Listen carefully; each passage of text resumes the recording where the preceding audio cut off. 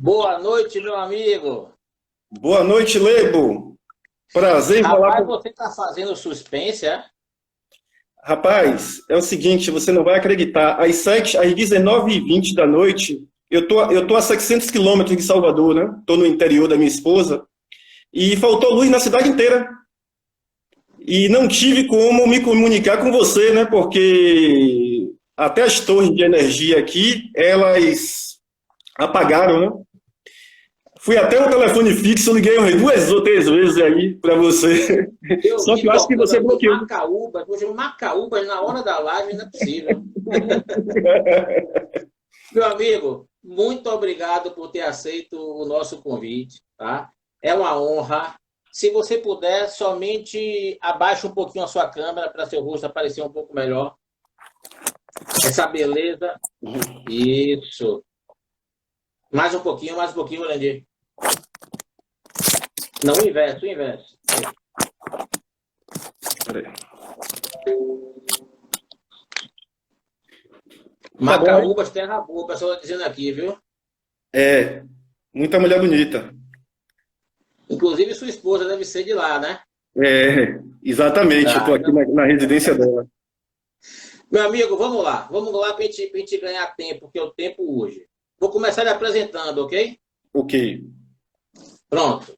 Urandir Roberto Paiva Freitas, graduado em Economia pela UFB 2005, mestre também pela UFB 2008, tem experiência na área econômica com ênfase em políticas públicas, indicadores sociais e econômicos, modelos matemáticos e econométricos.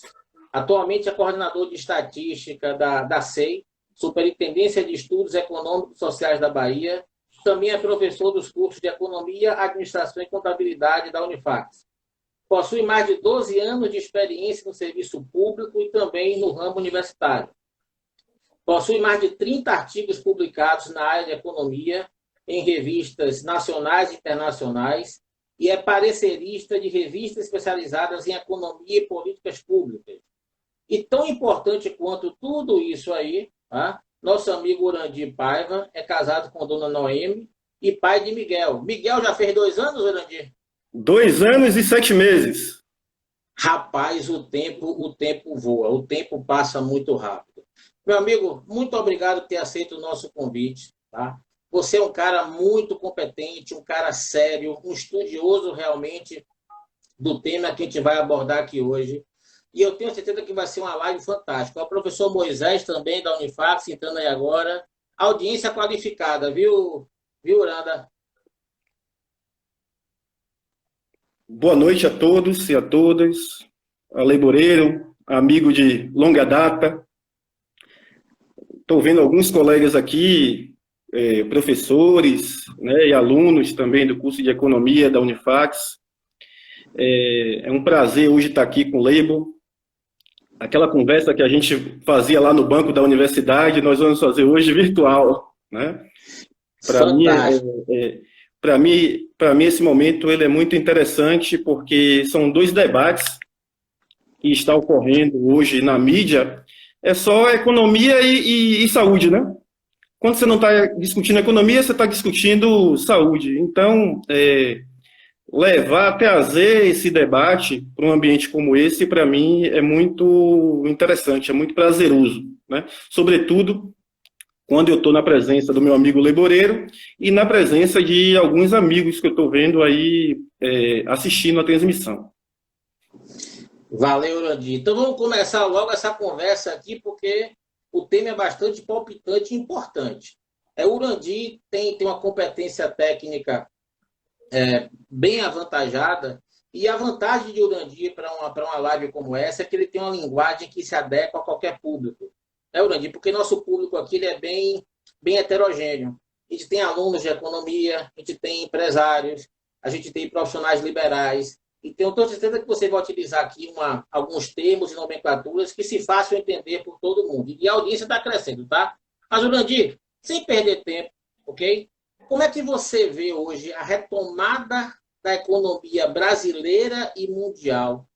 E já que você citou a questão aí da saúde, como é que você viu também, Uranda, essa dicotomia entre economia e saúde tão discutida nos últimos 4 meses, meu amigo? Então, Lego, eu gostaria de começar dizendo, né, que na realidade não existe essa dicotomia entre saúde e economia, né? Parece haver um consenso entre os profissionais da saúde e os profissionais de economia que neste momento a economia ela está totalmente subordinada à saúde, né? Ou seja, não existe uma economia saudável neste momento com trabalhadores doentes e consumidores doentes, né? É por isso que na ausência da vacina, né, contra esse vírus que está cometendo muita gente, a política de isolamento social é a política mais recomendada, né? E nesse aspecto, a abertura da economia deve estar condicionada aos indicadores epidemiológicos, né? Eu fico muito perplexo quando eu vejo muitos locais abrindo a economia desconsiderando esses indicadores epidemiológicos. Por exemplo, é impossível você imaginar uma economia abrindo o comércio com o número de casos subindo, né? Então, nós temos exemplos aqui muito próximos a nós, no caso dos municípios de Feira de Santana e Itabuna, que abriram a economia com o número de casos subindo, abriu e fechou 3 vezes, né? Ou seja, não respeitaram os critérios epidemiológicos, né? Então, esse é um fato importante, né, ser tratado. No Brasil, quando você olha no contexto brasileiro, olha para os estados, apenas 6 estados hoje, no meu ver, estão credenciados a repensar a abertura da economia. Porque esses 6 estados, eles apresentam o número de casos decrescendo, né? Os novos casos estão decrescendo. Então, é o caso do estado do Rio de Janeiro, é o caso do estado do Ceará, do Maranhão, do Amazonas, do Roraima, do Amapá. Esses 6 estados, eles podem pensar, eles estão credenciados a pensar, porque eles têm um número de casos caindo.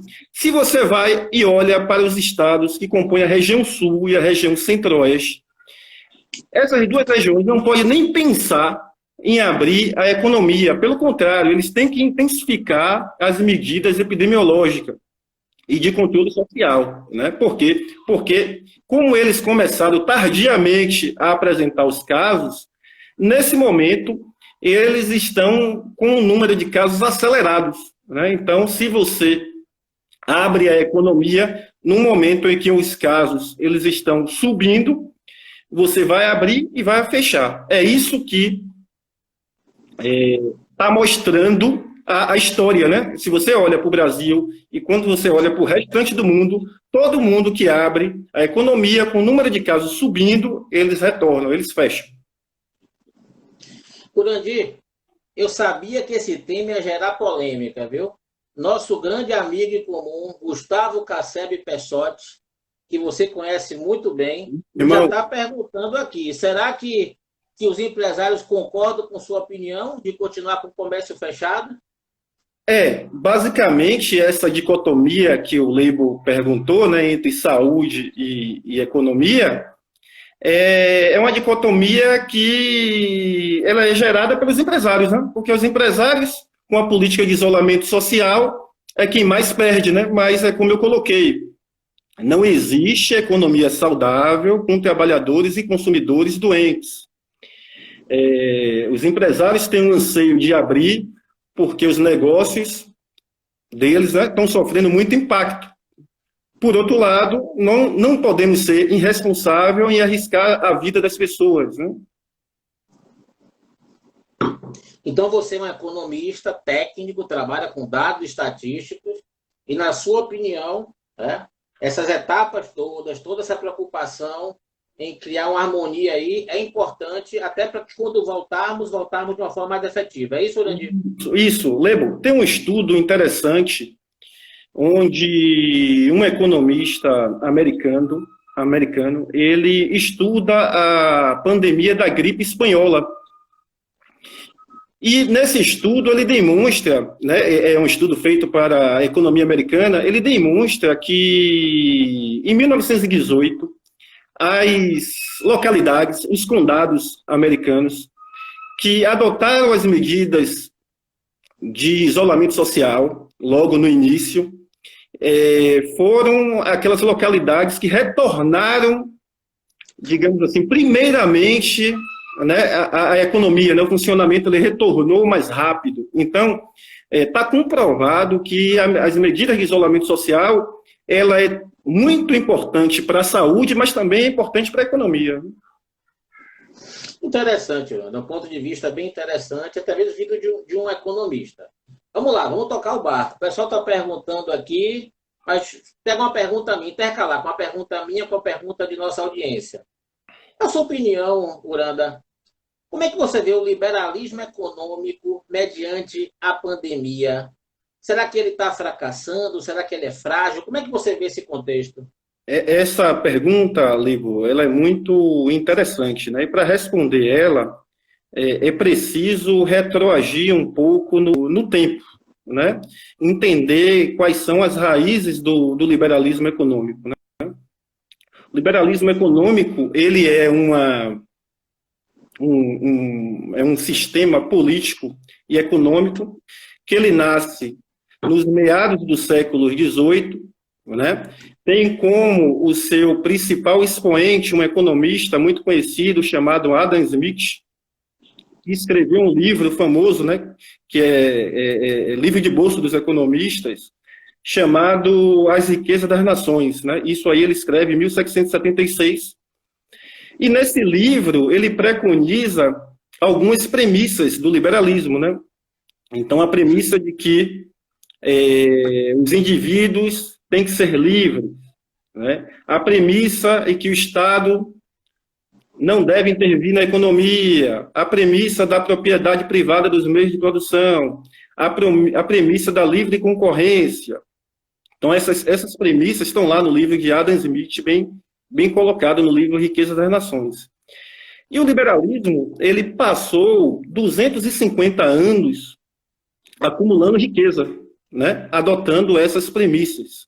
E ele sofre um primeiro baque em 1929, com o crash da Bolsa de Nova York, né? A economia ela entra em colapso, e naquele período, o que é que aconteceu naquele período? Várias empresas fecharam, faliram, né? Trabalhadores perderam seus empregos, né? Muito suicídio, muitos empresários se suicidando porque compraram papéis de empresas e essas empresas elas faliram, né? Então os empresários viu seu dinheiro se evaporar de uma hora para outra. Então esse foi o primeiro baque do liberalismo, né? E aí um sujeito, um economista chamado John Maynard Keynes, ele escreve um livro em 1936 chamado A Teoria Geral. E nesse livro, o Keynes diz que a única salvação para o sistema capitalista é o governo passar a intervir na economia, né? E aí, vários países do mundo passaram a adotar as políticas chamadas políticas keynesianas, né? São as políticas anticíclicas. E isso perdurou na Europa e no mundo inteiro durante 40 anos. Né? 40 anos de política keynesiana, do Estado intervindo na economia. Os Estados Unidos adotou o New Deal, o Brasil adotou os procedimentos dos estados desenvolvimentistas. Isso aí durou 40 anos. E em 1973, o keynesianismo ele caiu por terra com a crise do petróleo. Por quê? Porque os estados não mais, nesse momento, poderiam arcar com as políticas assistenciais, né? E aí surge, para contrapor o Estado keynesiano, as políticas keynesianas, o neoliberalismo, né? O que é o neoliberalismo? Na realidade, nada mais é do que uma gourmetização do liberalismo, né?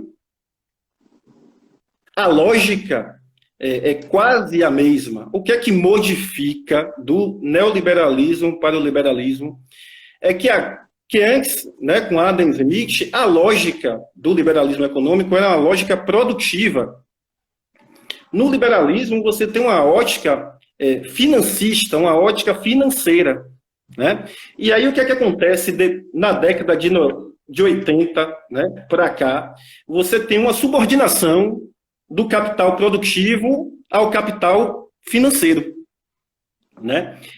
E o que é que essa subordinação, o que é que ela evidencia? Então, com essa subordinação do capital produtivo ao capital financeiro, o capital produtivo tem que fazer suas reestruturações produtivas, tem que reorganizar as formas de trabalho para poder sustentar o capital financeiro, né? Então, os grandes grupos capitalistas no mundo inteiro, eles não estão mais preocupados em produzir, eles estão preocupados em ganhar dinheiro no sistema financeiro, né? E aí acontecem várias reformas estruturais em vários países no mundo, onde os direitos dos trabalhadores eles são suprimidos em prol do lucro do mercado financeiro. Então você tem uma subordinação do capital financeiro, né? Uma subordinação do capital produtivo ao capital financeiro. E o que é que isso gera? Né? E o que é que isso expõe? Né? Então, isso aí gera informalidade, isso aí gera trabalho precário, queda na renda. Nesse período de pandemia, é interessante, né? Se você for chegar aí da janela do seu apartamento, você vai ver, né, centenas de pessoas montadas em uma bicicleta, né, montado em moto, entregando refeição. Né? Isso aí é o retrato do neoliberalismo. Né? Então, é a chamada uberização do trabalho. Né? A Uber não produz um carro sequer, não tem um funcionário, mas tem uma lucratividade incrível. Né? Então, o liberalismo, e aí agora não é o Urandi que está falando, né? Você tem alguns liberais que hoje já criticam o liberalismo. Um deles é o economista André Lara Rezende, que escreveu artigos, né, contra o liberalismo, dizendo que o liberalismo ele gera desigualdade, né, e que as pessoas já não suportam mais essas desigualdades. E isso aí está muito evidente nessa pandemia, né? Os empresários tentam colocar os trabalhadores, né, contra os critérios de saúde, né, porque a gente sabe que poucas pessoas podem estar em isolamento social, poucas pessoas têm sua geladeira cheia, né, de comida, e a maioria das pessoas, a maioria dos brasileiros, são brasileiros que trabalham em empregos informais, são brasileiros que sofrem muito com vulnerabilidade, e essa pandemia, ela está expondo muito, né? Se nós formos olharmos quem está morrendo, se você for pegar Estados Unidos e Brasil, esses dois países, eles representam mais de 20% de óbitos da Covid-19. Quem são essas pessoas que estão morrendo? São pobres, são negros da periferia. Então, logo no início da pandemia, eu ouvia muito dizer que a pandemia ela é democrática, todo mundo pegava, né? Concordo, todo mundo pega, mas quem está morrendo são aquelas pessoas pobres, faveladas, né, desempregadas, sem acesso a um sistema de saúde decente. Né? Então, nesse momento, o liberalismo está se mostrando frágil, ele não está dando respostas à crise. O que é que nós estamos vendo? Nós estamos vendo o Estado tomando a rédea da crise, né? Tomando a rédea da crise daquele jeito que a gente sabe, né?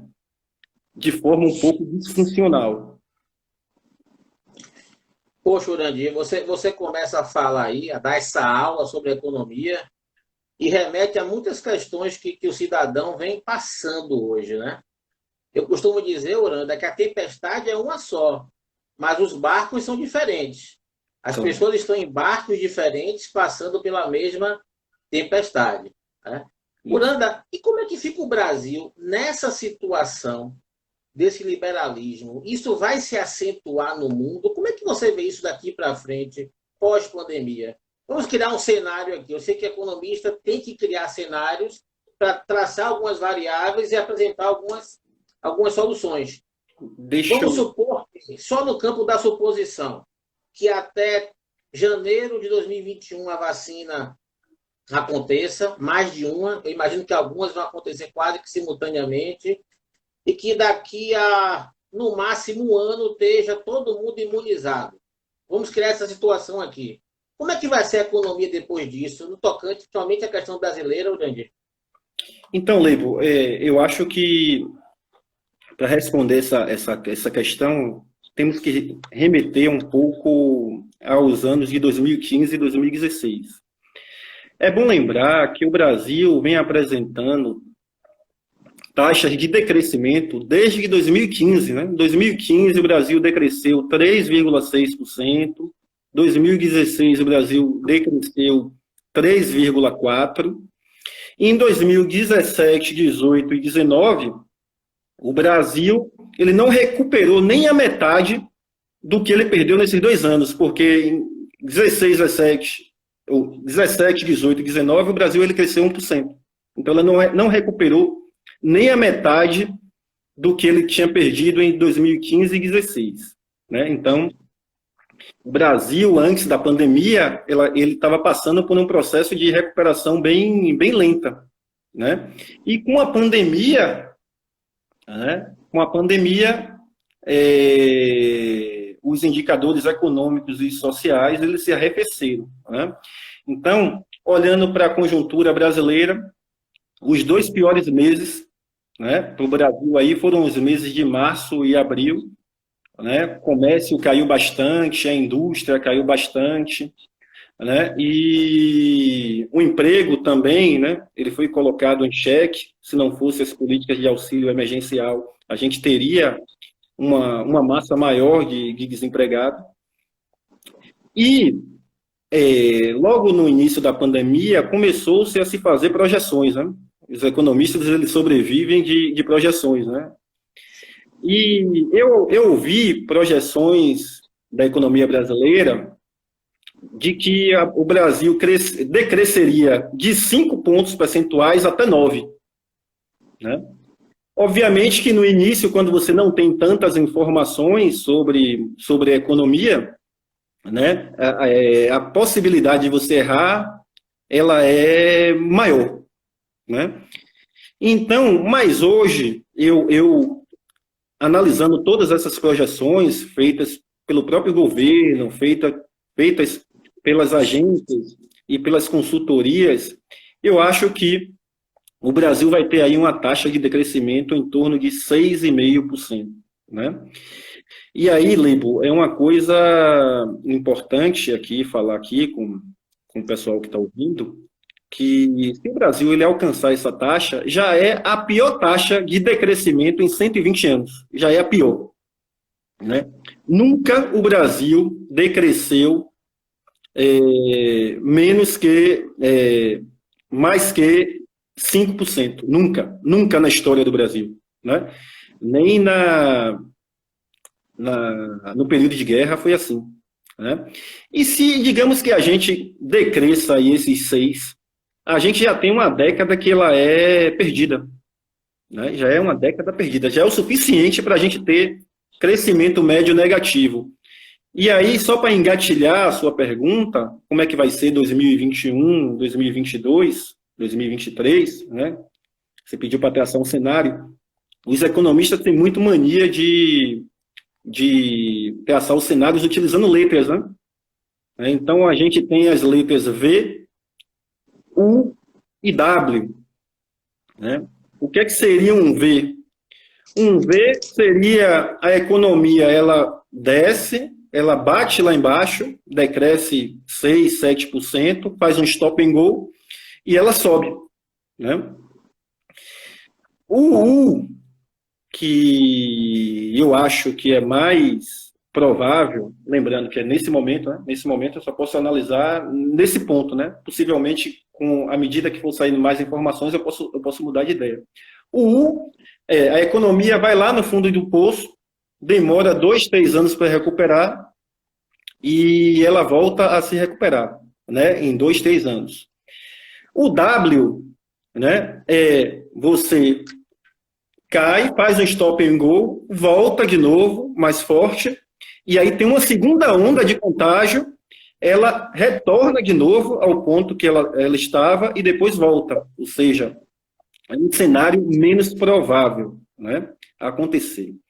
Eu vi essa semana um artigo escrito que o professor Otaviano Canuto escreveu. Otaviano Canuto é um economista do Banco Mundial. Ele escreveu, ele adicionou mais um símbolo aí, né? É o símbolo da raiz quadrada. Eu achei interessante. Então, na opinião do Otaviano Canuto, a economia, ela desce, ela bate lá no fundo do poço, ela sobe e depois ela fica constante. Ou seja, ela não consegue voltar em menos de 4 anos ao estágio de 2019. Ela não consegue voltar ao estágio de 2019. Né? Então, na minha opinião, né, o cenário de U, hoje, ele é o cenário mais provável, né, que ocorra na economia brasileira. E nesse cenário do Urandi, U de Urandi, não podia deixar a piada pronta aqui, vai ficar lá embaixo durante 3, 4 anos, é isso mais ou menos? Na minha opinião, Libo, eu acho que a economia, 2021, ela vai ter uma dificuldade, ela vai crescer muito em função porque ela parte de uma base de análise baixa, né? Se caiu muito, então o próximo ano ela cresce um pouco. Mas esse crescimento ele não vai ser suficiente para superar as perdas, né? E aí talvez a economia ela volte a crescer em 2022, e principalmente porque o presidente ele vai querer se reeleger, né?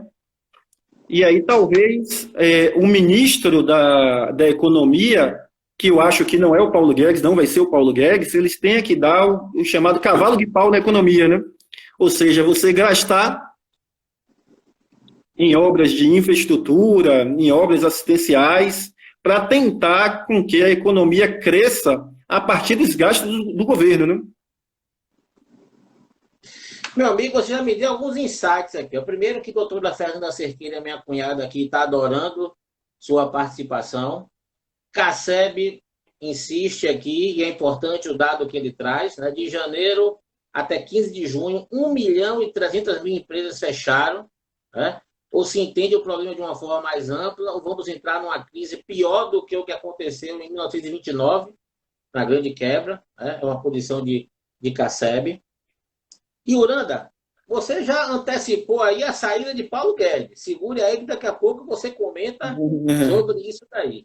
Como é que você está vendo a posição atual do governo brasileiro no tocante à questão da pandemia efetiva, né? As ações tomadas, os auxílios, tanto para empresas quanto para o cidadão? Se durante quanto tempo o governo consegue bancar isso e durante quanto tempo, Urandi, o cidadão vai bancar essa conta? Né? Porque descobrimos que temos 60, 70 milhões de invisíveis e essas pessoas estão ganhando o auxílio de forma muito correta, na minha opinião.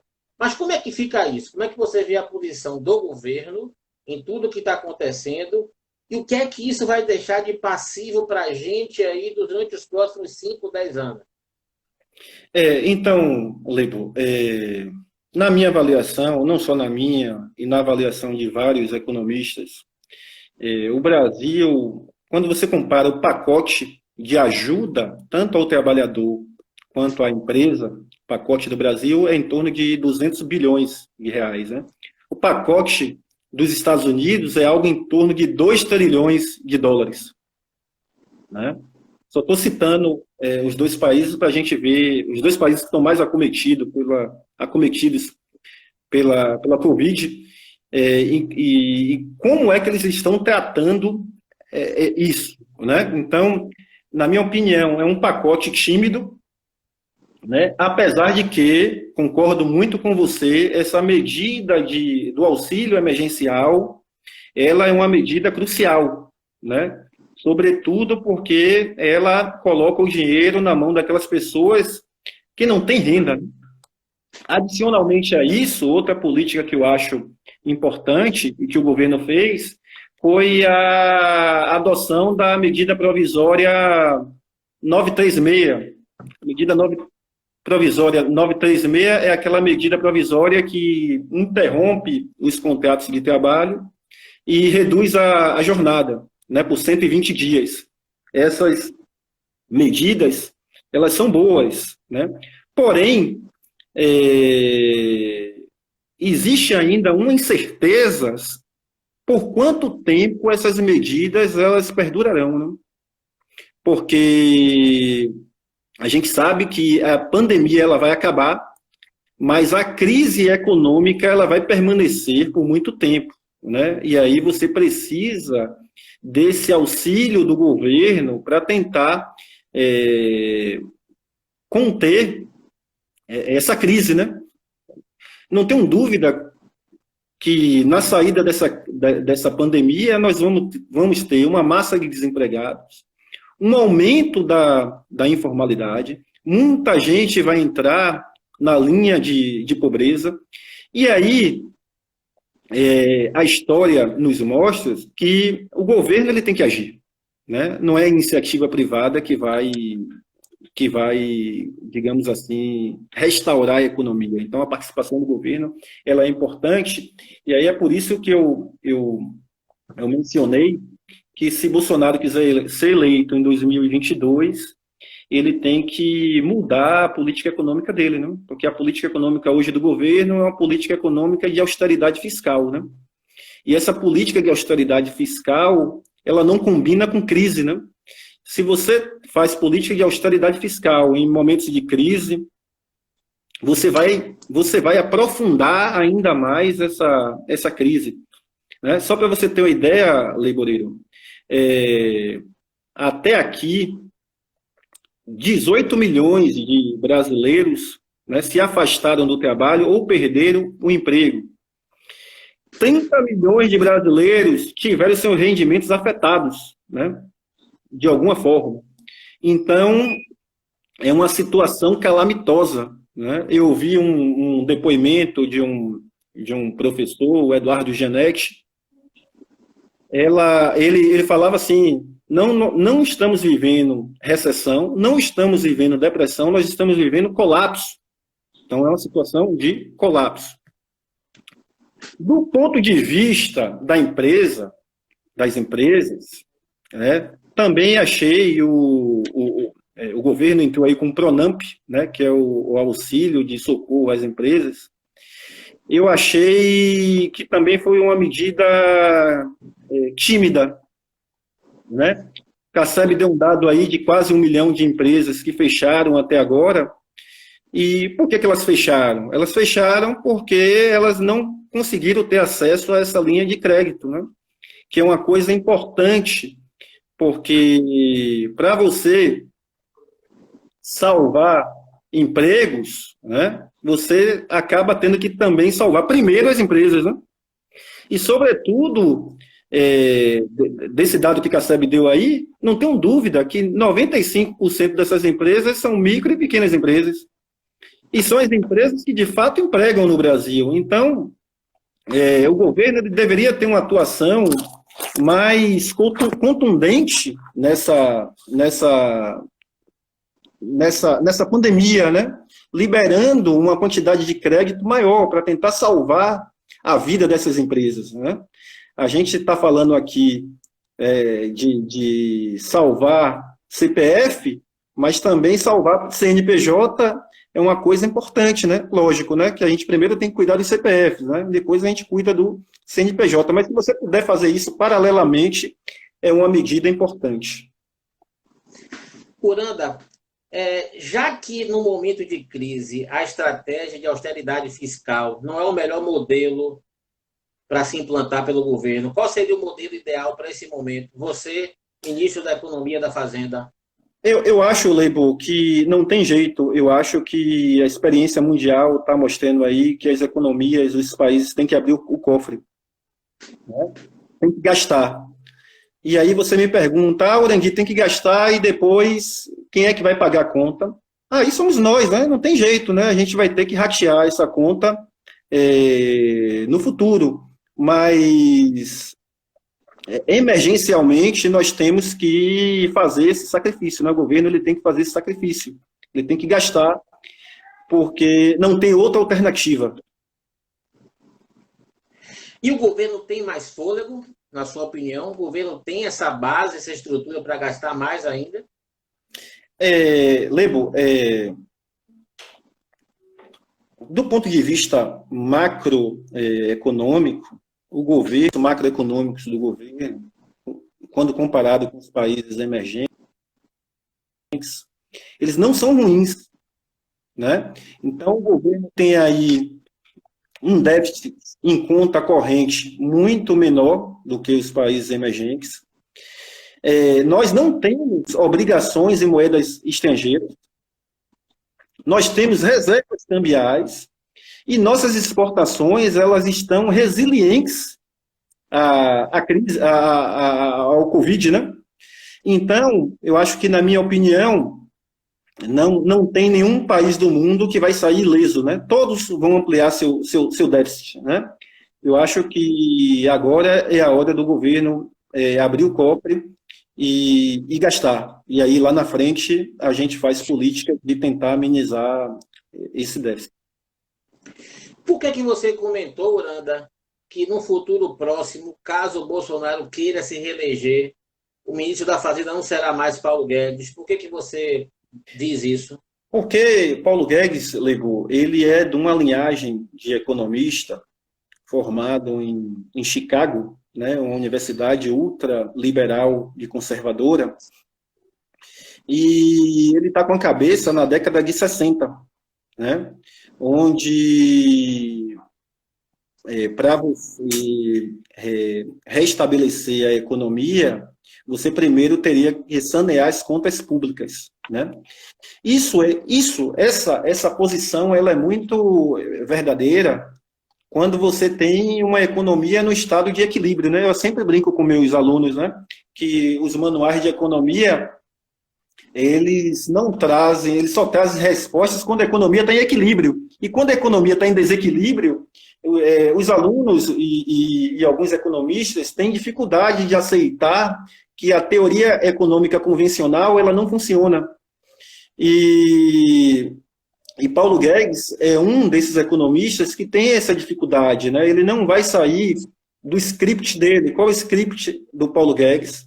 Né? O script do Paulo Guedes é sanear primeiro as contas públicas, né? Para ele, do Paulo Guedes, o país não cresce com índices altos de endividamento. Então, ele não vai mudar a política dele. É um sujeito muito vaidoso. E aí eu acho que o presidente Bolsonaro, para tentar se eleger, eu acho que ele vai demitir o Paulo Guedes. Só espera ver a popularidade do Bolsonaro descer na casa dos 30, né? Que isso vai acontecer. Não tem como, Lebo, o Brasil e o mundo, ele não será mais o mesmo, né? Se o governo não meter a mão no cofre e não tentar restaurar a economia, promover obras de infraestrutura, o Brasil não vai crescer, não vai gerar emprego e uma crise que já estava instaurada desde 2015, ela vai se aprofundar. E aí as pessoas vão começar a cobrar do governo uma posição em relação a isso, né? Porque é uma atrocidade, né, institucional você ter o Brasil com 50 milhões de pessoas numa situação de vulnerabilidade, né? E isso aí tende a aumentar com o aprofundamento da crise. Uranda, eu fico imaginando o que é que não vai acontecer com esse país quando o auxílio emergencial acabar, esses milhões de brasileiros, quando o auxílio para as empresas também acabar, né, que o governo está pagando parte do salário de boa parte dos funcionários. Então, fico imaginando como é que vai ser isso no futuro próximo. Mas, Uranda, como é que você vê toda essa estratégia de privatização do governo federal? Você vê como correta, na medida certa? Você vê algo de diferente? Como é que você entende sobre isso? Então, Lebo, eu não tenho tanta aversão a privatizações, né? Se você tem ativos que onera os cofres públicos, eu acho que não tem problema você privatizar. Eu só sou contra você privatizar empresas que são estratégicas para o governo, né? Então, exemplo mesmo da Petrobras, né? E eu sou contra também ao papo de você privatizar no momento que o ativo ele está em baixa, né? Você, administrador, sabe muito mais do que eu, não se vende ativo quando ele está em baixa, né? Então, você falar em privatização e num momento desse, em que os ativos eles estão em baixa, ele é um problema, né? Porque você vai vender o ativo, como se fala no jargão aí, a preço de banana, né? Uranda, ontem, acho que foi até combinado, né? O governo combinou com a gente que ia ter essa live hoje. A reforma, a primeira versão da reforma tributária foi entregue no Congresso ontem. Claro que a gente sabe que vai ser uma discussão do mês inteiro, sempre ter algum tipo de mudança. Mas, na sua visão, como é que você vê essa reforma tributária apresentada ontem? Aí eu pesquisei também, entendo que já existia uma outra lá no Congresso tramitando há muito tempo. O que é que você comenta sobre isso, gente, Orandi? Reforma tributária no Brasil. Então, Lebo, eu acho que o Brasil ele tem uma grande oportunidade com a reforma tributária de rever algumas anomalias, né, que ocorrem no Brasil, né? O Brasil, ele hoje tem uma carga tributária que é em torno de 33% do PIB, né? Uma carga tributária incompatível com a renda média do Brasil. E tem uma questão muito importante aí, é que o Brasil ele arrecada muito e entrega pouco, né, à população, né? Então, arrecada muito, mas ele gasta muito mais do que ele arrecada. E aí é uma coisa, um debate que eu trago aqui, esse debate ele é importante, porque quando a gente diz assim, o Brasil gasta muito mais do que ele arrecada, né? Então a gente tem que ver lá o que é que, né? Você é administrador, você sabe muito mais do que eu, hein? Vamos ver o que é que o Brasil gasta, né? E se você está gastando mais do que você arrecada, você tem que ver aonde é que você está gastando muito para tentar, digamos assim, refazer o seu orçamento, né? Então, se você for olhar hoje para o orçamento brasileiro, em torno de 43% do orçamento brasileiro é para pagar juros e amortização, né, da dívida pública, juros e amortização da dívida pública, né? Quando você olha para o orçamento, só 4% do orçamento ele vai para a saúde e 3% do orçamento ele vai para a educação. E 0,5% vai para o Bolsa Família, que é um programa assistencial. Então, tem alguma coisa errada aí, né? Então, eu acho que primeiro, né, para você fazer uma reforma tributária que ela traga mais equidade e reduz as desigualdades, né, você precisa mexer na estrutura da dívida pública brasileira, né, porque ela consome muito o orçamento, né, ela consome muito o orçamento governamental. E se você não mexe nessa estrutura, vai ser sempre a cobra correndo atrás do rabo, né? Você tem que aumentar a carga tributária porque a dívida está aumentando, né? Então, você não pode reduzir a carga tributária porque você tem um passivo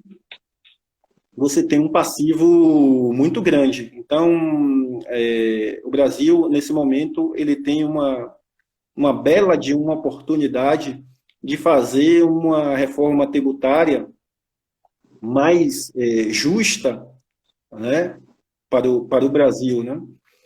Eu estava lendo um pouco sobre a proposta do Paulo Guedes de reforma tributária. Na realidade, aquilo que ele apresenta não é uma reforma tributária, né? O que ele apresenta é um modelo que visa tornar menos complexo a cobrança de imposto no Brasil. Porque o Paulo Guedes, ele não toca em pontos que são fundamentais para uma reforma da Previdência. Por exemplo, eu vou citar um ponto aqui que é muito importante e que você vai concordar comigo, que é, por exemplo, a progressividade do imposto de renda no Brasil, né? Todo mundo aqui sabe que o imposto de renda no Brasil, ele é regressivo, né?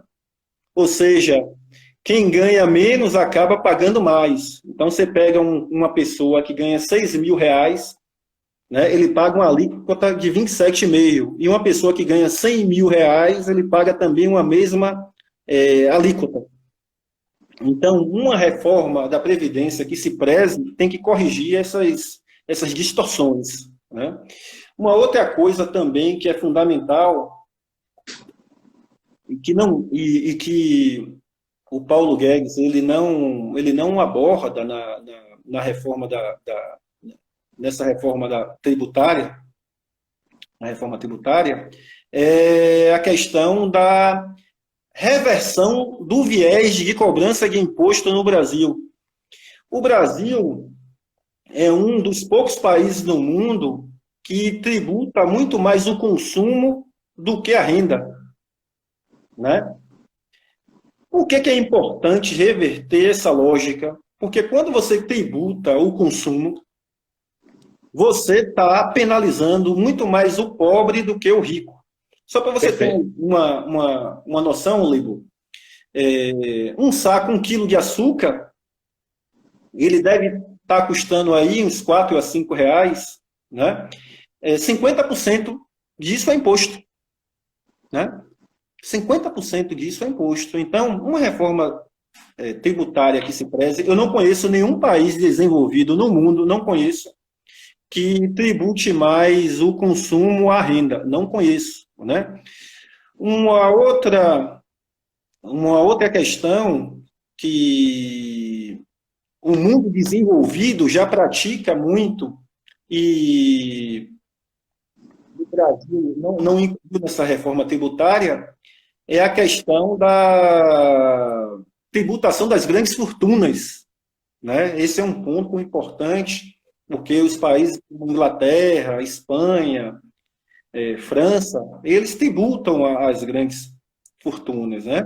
E esse debate no Brasil, ele nunca foi para frente, se bem que agora os liberais, eles retornaram com esse debate. Eu vi o Armínio Fraga falando um dia numa entrevista sobre a tributação das grandes fortunas, que tomei um susto, né?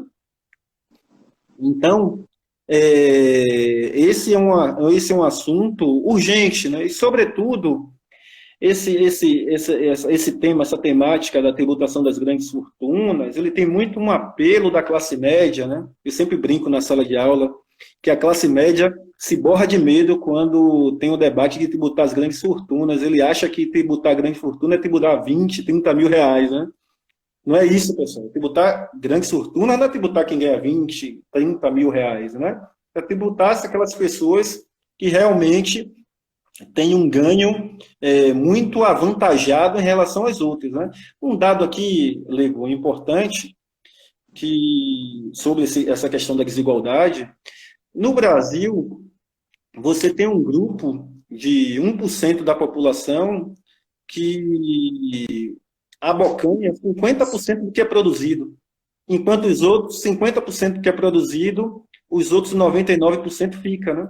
Então, eu não conheço nenhum país no mundo desenvolvido que sobreviva com desigualdade, né? A exceção dos Estados Unidos, que tem uma certa desigualdade, mas ali uma anomalia, né? Não é um modelo de economia. Orlando, nós temos mais cerca de 6 minutos para a live acabar. Eu tenho algumas perguntas para você aqui. Como é que você vê hoje em dia, né, o valor do dólar, do euro, como é que fica isso, e bolsa de valores também? O que é que vai acontecer daqui para frente? Então, Leibo, é até interessante essa pergunta, né? Porque muita gente me pergunta, Urandi, que movimento é esse? Você tem a economia retroagindo, né? E A bolsa bombando, né? A bolsa, ela teve um repique ali no mês de março, tivemos alguns circuit break na bolsa, a bolsa parou por alguns momentos de operar, né? 30 minutos, depois volta. E aí, logo após, você tem uma recuperação fenomenal da Bolsa de Valores, e a gente fica imaginando, pô, como é que você pode ter as empresas perdendo valor, as empresas falindo, fechando, e a Bolsa subindo, né? Parece uma coisa ilógica, né? Que não tem lógica. Mas a Bolsa de Valores, ela não reflete na íntegra a economia real, né? A Bolsa, ela é um ambiente especulativo, né? Então, subir e descer possa ser que não seja um fluxo normal. O que é um fluxo normal? Você esperar que o índice da Bolsa de Valores ela suba à medida que as empresas elas aumentem seu lucro, aumentem o seu valor, né? Às vezes o movimento é puramente especulativo, né? É um movimento de oferta e demanda, né? Se você tem muito mais gente procurando papéis da Bolsa, obviamente a Bolsa ela vai subir, né? E o que é que está acontecendo hoje, Lebo? Está acontecendo hoje que o cenário é o seguinte: nós temos um cenário de juros muito baixo no mundo inteiro. E quando você tem um cenário de juros muito baixo, esse juro baixo ele impacta na renda fixa, né? E aí as pessoas vão procurar rentabilidades maiores, né? Então elas vão procurar a bolsa de valores que dá um retorno muito maior. Uma outra questão é que as pessoas estão olhando muito para o cenário externo, né? Então, o que é que o cenário externo está nos mostrando? A China é o primeiro país a apresentar casos, né? É o primeiro país a entrar na pandemia.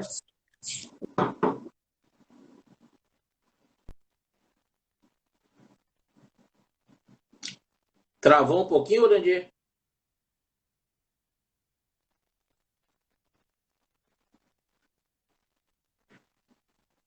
Travou um pouquinho. Vê se o Urandir volta.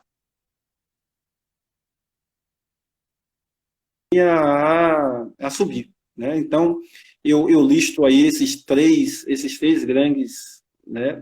Primeiro, o juro baixo, né, no mundo inteiro, o fator externo, que é um fator importante, e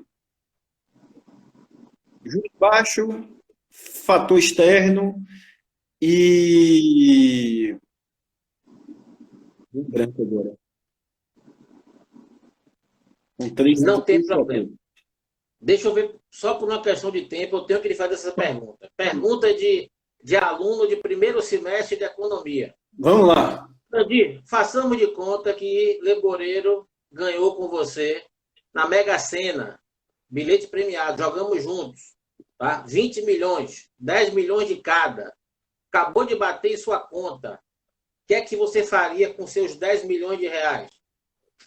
Então, primeira coisa aí, né, quando você vai fazer uma pergunta dessa a qualquer consultor financeiro, tem que saber qual é o perfil da pessoa, né? Uma coisa é o perfil Leboreiro e Urandir, que é muito parecido. Em nossas conversas, a gente detectou conservador, isso. Né, Uranda? Conservador. E outra coisa é um perfil mais agressivo, né? Então, aí tem que tomar isso como um parâmetro, né? Então, se você tem um perfil mais conservador, né, você pode colocar.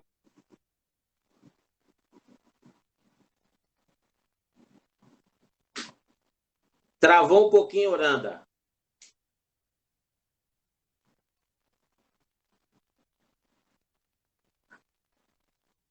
Ou travou um pouquinho, tomara que retorne aí.